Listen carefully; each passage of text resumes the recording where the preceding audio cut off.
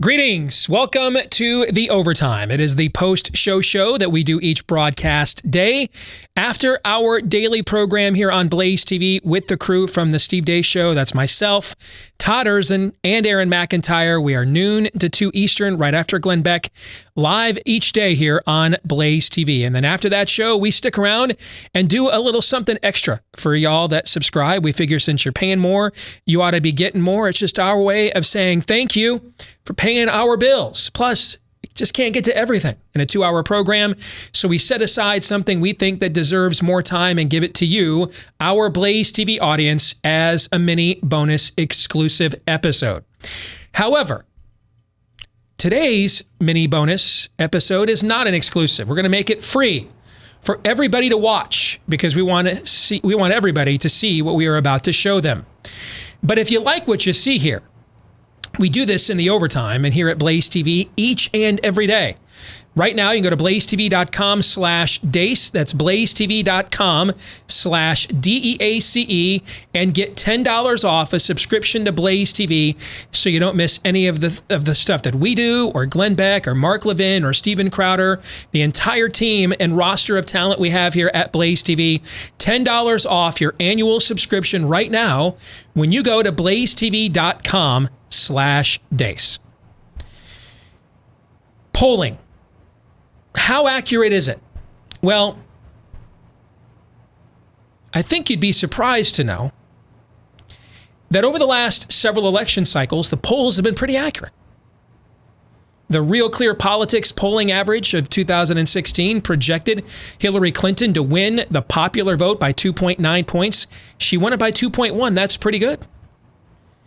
Now, the battleground polls were often wrong or had the race in the margin for error. And then forecasters went ahead and gave those states to Hillary Clinton, believing that she had the superior organization to win those states on game day. And it didn't turn out that way. But, you know, part of my job here, and I've done this both for the show and for campaigns over the years, is to study polling, analyze it. I've even done professional polling in the past. So I can tell you that historically, horse race polling. Now, I wouldn't trust any issue-based polling from the mainstream or left-wing media. Wouldn't trust any of it because all the questions are asked from their premise, okay? But the horse race polling has been pretty accurate. Now, each year on this show, we come up with like a theme, you know, how we can update ourselves, evolve, make sure we don't kind of keep stale on the program. And back in January, we selected that our theme for this year was going to be Assume You're Being Lied To. Oh boy. And we didn't know what a coronavirus was yet. We didn't know yet that Jeffrey Epstein didn't kill himself, right?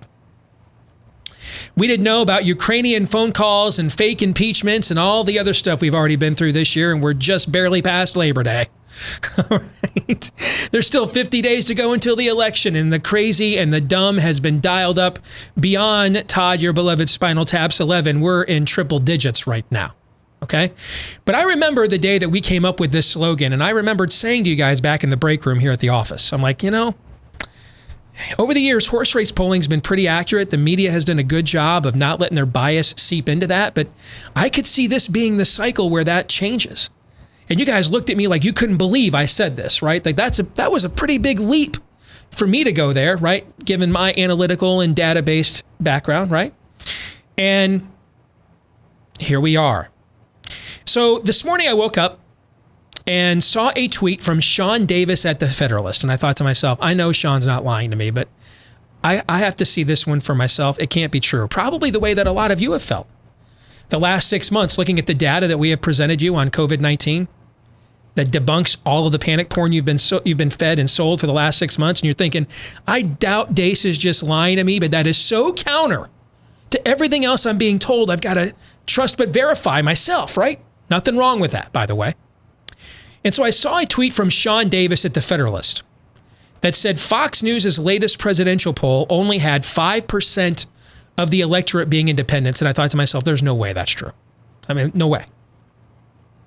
I know he's not lying, but maybe it was a typo and they fixed it since he tweeted it. So I went and checked it myself, And I found, holy crap, he's right. And that sent me on a 2-hour rabbit trail this morning, looking at how accurate is the polling you're being shown in this presidential election.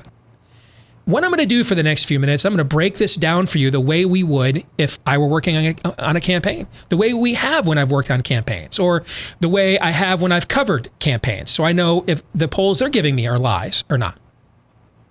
But in order to create a context, we can't just look at these polls as a standalone.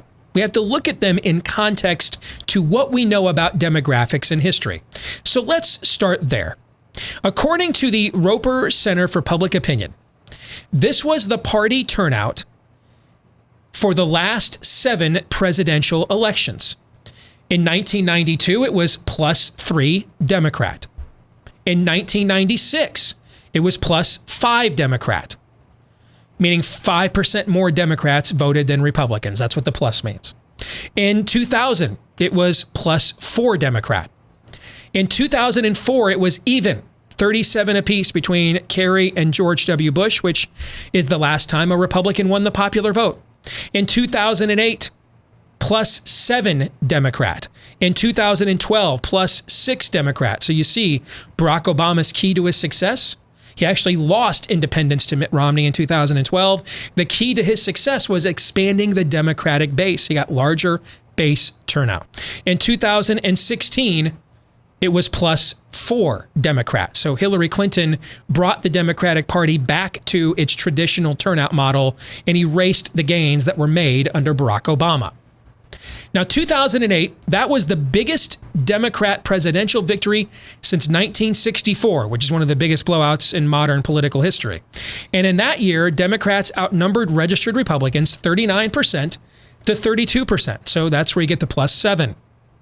Now let's look at independents. So hold that thought for just a moment, okay, on party registration numbers. Let's look at independents now. The average turnout of independents in the last 7 presidential elections is 27% of the electorate. Furthermore, the highest turnout for independents in the last 7 presidential elections was the last one under Donald Trump. We got to 31% independents. That means that Donald Trump turned out the highest percentage of independents in at least a quarter century.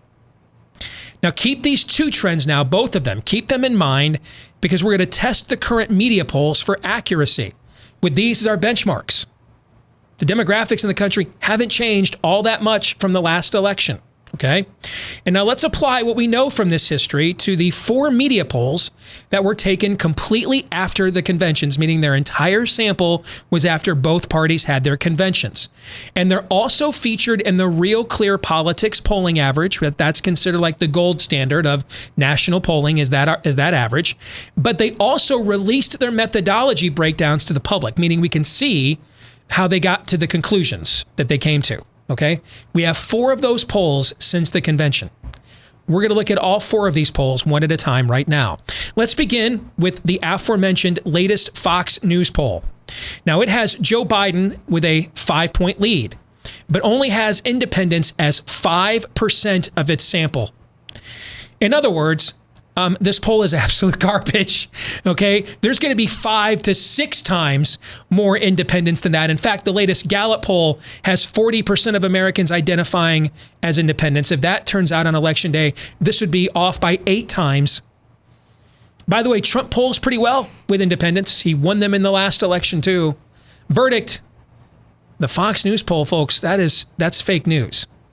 5% of the electorate's going to be independents? Come on, man. 5? Let's go next. Now, the latest Harris poll. This is from The Hill. It has Biden with an 8-point lead. Its overall turnout of +5 Democrat, that's reasonable considering historical trends. I could see that.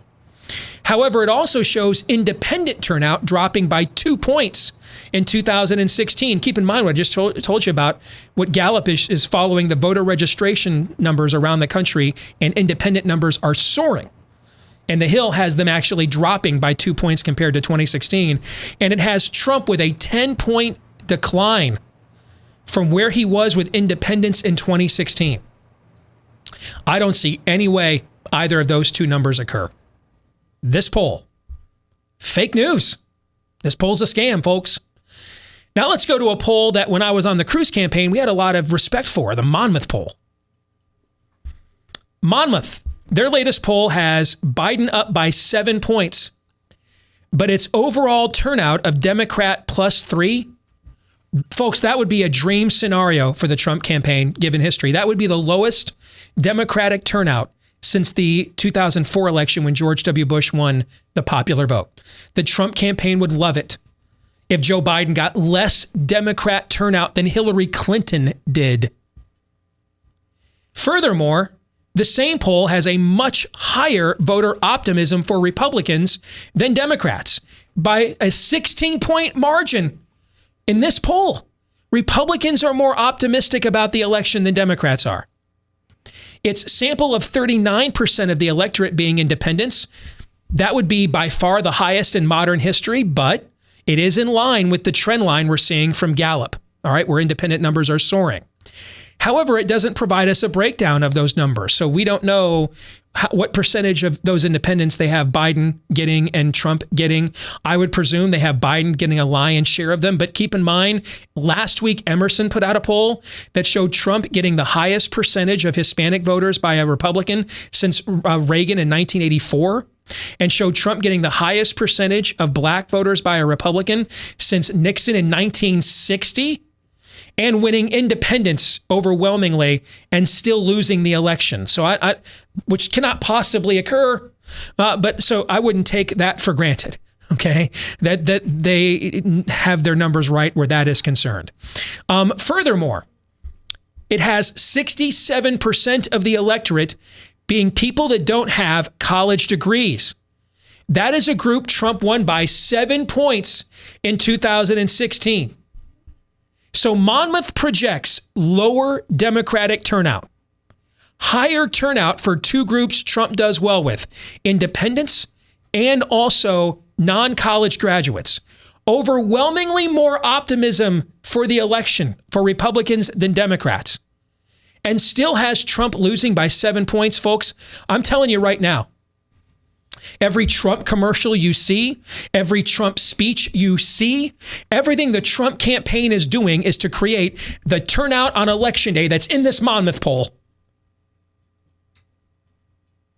Reduce Democratic voter blowback, particularly amongst minorities. We're not racist. We're not xenophobes. Try to reduce, mitigate that. Try to turn out a large amount of non-college populist graduates. This is what their entire plan is the electorate that's in the Monmouth poll. And they're going to get that and lose by 7 points. No, that's impossible, folks. Impossible. Joe Biden is not winning if that's the electorate on election day. Mark it down, put it in sediment, skip the stone. Not happening. If that is the electorate on election day, Joe Biden is not winning. The Monmouth poll, fake news. We're 0 for 3. Let's look at one more. That's the latest Reuters poll. This one won't take long. It has Joe Biden with a 12-point lead, but only 10% of the electorate is independents. 10. This poll is trash. It is just, let's to tell you, if I was working for a candidate, a presidential candidate, and I showed up with a poll, got, hey man, you're winning by 12 points, and he looked at the internals and found there's only 10% of independents, you're fired. I mean, that's just trash. Trash from the get-go. I cannot believe anyone at Reuters published this with a straight face. I don't even want to pronounce this fake news. It's toilet paper after you've used it, before you flushed. That's how bad that is. Basically, we polled Democrats and found Biden beating Trump by 12 points amongst Democrats. Are you kidding me with this? No, they're not. Do you know how many news stories the polls I just showed you have generated? Now, this doesn't mean that Joe Biden is not going to win on November 3rd. He may. He's just not going to win by any of the means that are in any of these polls. There's no way he's winning with the electorate they have forecast, because either that electorate does not exist. Maybe there's another electorate, another Earth we don't know about that we're not looking at. But on this Earth, an electorate where only 10% of the American voters or 5 are independents does not exist. There is no way we're going to see a high turnout, nearly 70% of the electorate is non-college graduates, and Joe Biden's going to do worse turning out Democrats than Hillary, and Trump's going to lose by 7 points. There's not enough postage stamps in California. They literally could mail all the stamps in California on mail-in ballots just to say we won the popular vote. They still couldn't get to +7 with that turnout. They couldn't do it. The math doesn't work any more than 2 + 2 = 9.3. It can't happen. It's impossible. So either they're all very, very bad at this, or there's something else. Now, I've been a professional on campaigns. I've done professional polling analysis. I'd never in a million years put my name or reputation on any of these polls I just showed you. Never. Frankly, I was amazed at how hacktastic these were. I had no idea what I was going to find when I just took a step down the rabbit hole here. And it ended up being a black hole of fake news. In other words, assume you're being lied to. Gentlemen, your thoughts. So the something else that you talked about, that's what I want to talk about. I've never understood the motivation for pollsters. I get some pollsters, they just want to slurp whoever they lean towards. I've never understood the accusation of skewed polls. Why would it benefit a mainstream horse race pollster to so totally and really insultingly screw up the weightedness of and the methodology of their polls? Why would it benefit them? I don't understand. I'm going to give you an answer that if I had not seen what I have witnessed for the last 6 months with coronavirus, where a major American political party obviously just made the decision. Locking their best way to win an election was locking 331 million people in their homes. Think about that. Their best path to victory was quarantining the voters. If I had not witnessed this myself in real time, I would not have come up with the answer I'm about to give you. But I'll give you an answer. Because in the past, I would have said stuff like, well, it helps build confidence in your electorate. But as you can see in the Monmouth poll, the optimism is actually higher with the Republicans, right? You can see that you could have said stuff like it helps them drive their narrative that their guy's going to win, create an aura of fait accompli, and it would dampen the enthusiasm for the Republican, except our people don't believe any of these polls. In fact, there's a good portion of you watching this right now that are like, why are you researching me and telling me what I already knew 10 years ago, right? Okay. Our people aren't affected by this at all. They don't follow these polls, watch these news. They don't care. So I don't think that's what it is. You want to know what I think it is, Aaron?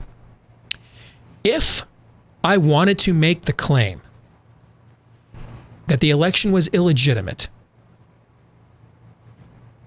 that the election was stolen, and I already had an army of attorneys and state attorneys generals in the states that I control ready to go to contest this thing on that level,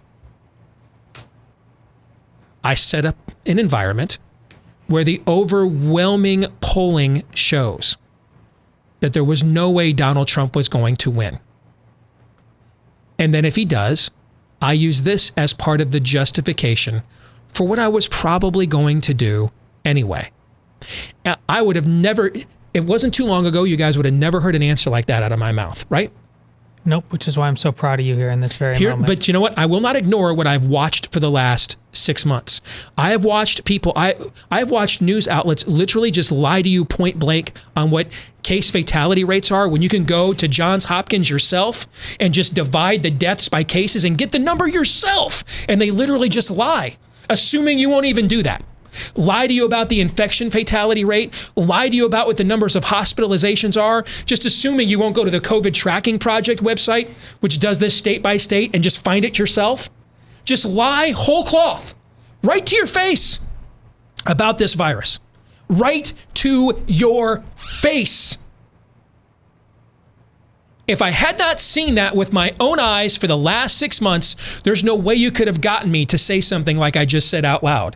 But as we like to say on this show, if you're new to it, Occam's razor is always in effect. Tell me what other answer is available that makes that touches them all.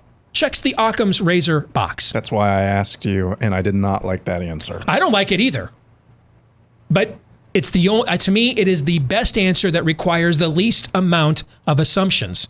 Hence, Occam's razor. Just a clarifying question here. So the party that brought you Russian collusion, Russian P-tape, Ukrainian collusion, any number of other things that you just listed off, especially coronavirus, you say that they're capable of doing something Brett like this? Brett Kavanaugh's marauding gang of rapists that didn't happen. I missed one. Yeah. You set up a narrative that the election was stolen.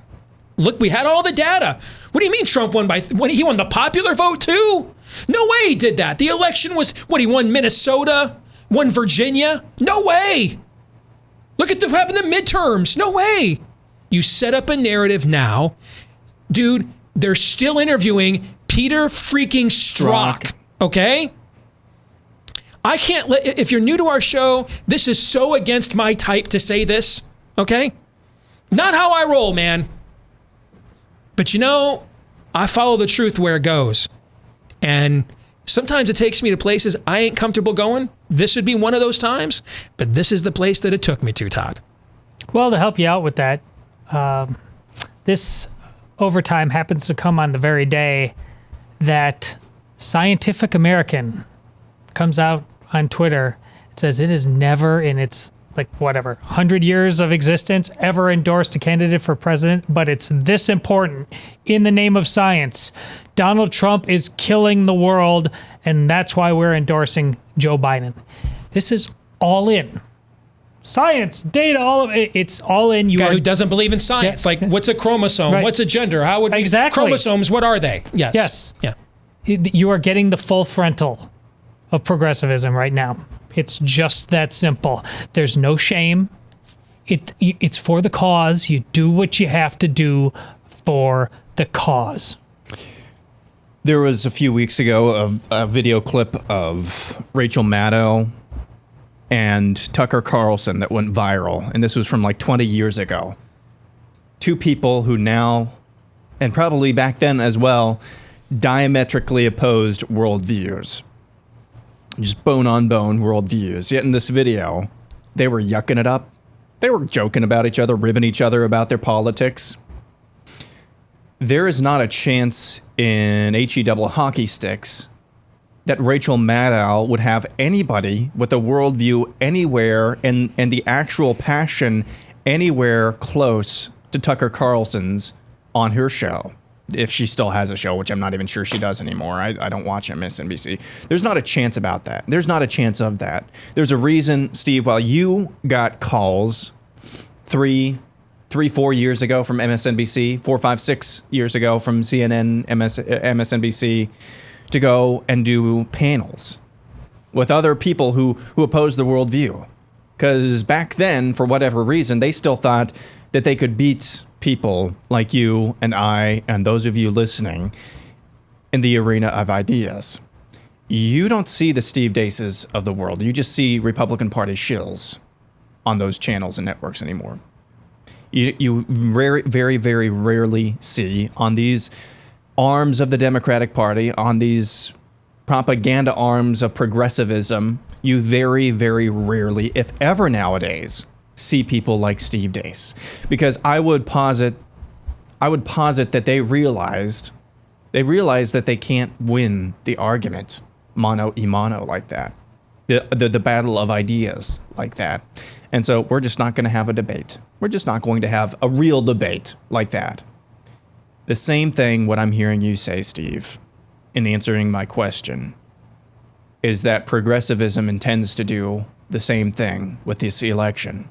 If we can beat you in the election, we're fine with that. We would rather do it this way. But at the end of the day, the election is irrelevant to us. We're still going to get our power. We're still going to at least to try to get our power anyway, by hook or by crook. I've been worried about this talk of coup, and you're right. After this year, anything, nada es imposible, tasty tacos, nada es imposible. This is I didn't think I could say this even back in May. More than lockdowns, this is causing a pit in my stomach. We just saw, and it still goes on. I mean, I was at the gym yesterday and saw her on the screen, or maybe it was Saturday. Stacey Abrams is still she's still basically the unofficial governor of Georgia. Why wouldn't they just take this and run with this, run to the courts, run with this in their media cycles for the next few years just to set up the environment for the next one? This time they won't get away with stealing the election. You know what I'm saying? Yeah. Because think about this, and I'll close with this thought. These folks control the most sectors of the media, most sectors of academia, most sectors of popular culture, and yet they lose elections all the time. How do you lose when you have all those advantages? How do you ever lose? Because most of your positions on the issues and most of the policies you have are just that bad. That's why we have to mandate things, command things. That's why we have to win at the courts, because we couldn't win at the ballot box. This perfectly fits their MO. I hate saying it. I didn't get into this business to go down roads like this. But I'm not going to lie to myself either. This is not even bad at this. It's hackery. It's the kind of stuff, what I just shared with you in those polls, no one should ever put their name on. And yet people did, from various news entities. It's worse than fake news. It's a lie. Thank you for joining us today in the Overtime. We are back at it again tomorrow, noon to 2 Eastern after Glenn Beck here on Blaze TV. Don't forget, blazetv.com/Deace. If you're watching this free preview of the Overtime, go there today. Get $10 off of your subscription at blazetv.com/Deace. John 3:17.